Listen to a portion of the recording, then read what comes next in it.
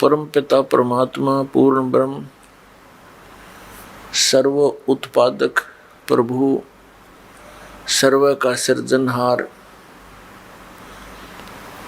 वो परमात्मा कबीर देव हैं, कबीर साहब जी हैं, जो काशी शहर में बनारस के अंदर एक जुलाहा और कवि नाम से प्रसिद्ध हुए। वे स्वयंभू परमात्मा हैं। वे वो परमेश्वर हैं जिसके विषय में चारों वेद बताते हैं कि उस परमेश्वर की शरण में जाने से ये जीव कर्म दंड से भी मुक्त हो सकता है। उस परमेश्वर की शरण में जाने से प्राणी पूर्ण मोक्ष प्राप्त कर सकता है। वो परमात्मा अजन्मा है, स्वयंभू है, परम अक्षर ब्रह्म उन्हीं को कहा जाता है। सतपुरुष अकाल मूर्त शब्द स्वरूपी राम भी उसी कबीर नामक परमात्मा के उपमात्मक महिमात्मक नाम है। पुण्यात्माओं, श्रीमद् भगवत गीता अध्याय नंबर 7 के श्लोक नंबर 29 में गीता ज्ञानदाता ने कहा है कि अर्जुन, जो ज्ञान मैं तुझे बता रहा हूं इसका आश्रय लेकर, इसको आधार मानकर जो व्यक्ति तत्वदर्शी संतों के पास जाकर तत्व ज्ञान को समझ लेता है, उसके पश्चात वह केवल जरा और मरण से छूटने का ही प्रयत्न करता है। दूसरे शब्दों में कहा है कि जो जरा और मरण, जरा मीन बुढ़ापा वृद्धावस्था और मरण मीन मृत्यु, यानी बुढ़ापे के दुख से और मृत्यु के कष्ट से जो छूटने का प्रयत्न करते हैं, वे साधक तत्ब्रह्म से, संपूर्ण अध्यात्म ज्ञान से और संपूर्ण कर्मों से परिचित हैं। अपने आत्माओं, जब तक हमें संपूर्ण अध्यात्म ज्ञान का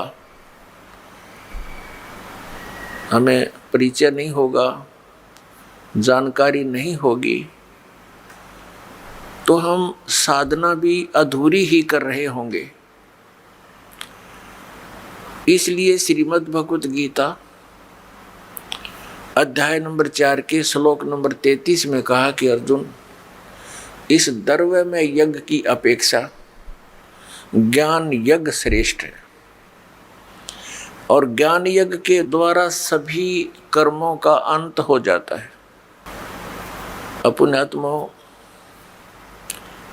द्रव्य में यज्ञ होती है, जैसे किसी से प्रेरणा पाकर भक्त कहीं कोई भंडारा कर देता है, कहीं पर कोई कपड़े वितरित कर देता है, कहीं कोई धर्मशाला या मंदिर बनवा देता है।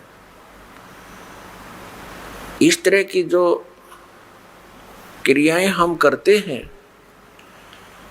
ये बुरी नहीं है, लेकिन जब तक हम अध्यात्म ज्ञान से पूर्ण परिचित नहीं होते, उनकी की हुई साधना से हमें पूर्ण लाभ प्राप्त नहीं हो सकता। मनुष्य जीवन का मूल उद्देश्य क्या है, पहले हमने ये समझना पड़ेगा। इस मानव शरीर का मूल उद्देश्य क्या है? जरा और मरण से ही छूटना, जरा मरण से मोक्ष प्राप्त करना। और यदि यही नहीं हुआ तो फिर उस आध्यात्मिक अनुष्ठान का जो हम आजीवन करते रहे, हमें कोई लाभ नहीं मिला। भले ही हम उस कुछ पुण्य कर्म करने से स्वर्ग चले जाते हैं। स्वर्ग जाने के बाद फिर हम पुण्य समाप्त होने पर फिर नरक भी जाते हैं और उसके उपरांत फिर हम यहाँ जन्म और मृत्यु के इस दीर्घ रोग में ग्रस्त रहते हैं। जैसे गीता ज्ञानदाता स्वयं कहता, अर्जुन तेरे और मेरे बहुत जन्म हो चुके हैं, तू नहीं जानता मैं जानता हूं, मेरे जन्म और कर्म अलौकिक हैं। श्रीमद् भगवत गीता अध्याय नंबर 2 के श्लोक नंबर 12 में, अध्याय नंबर 4 के श्लोक नंबर 5 से 9 में, गीता अध्याय नंबर 10 के श्लोक नंबर 2 में गीता ज्ञान दाता स्पष्ट करता है कि अर्जुन तेरे और मेरे बहुत जन्म हो चुके हैं, तू नहीं जानता मैं जानता। तो गीता ज्ञान दाता कौन है?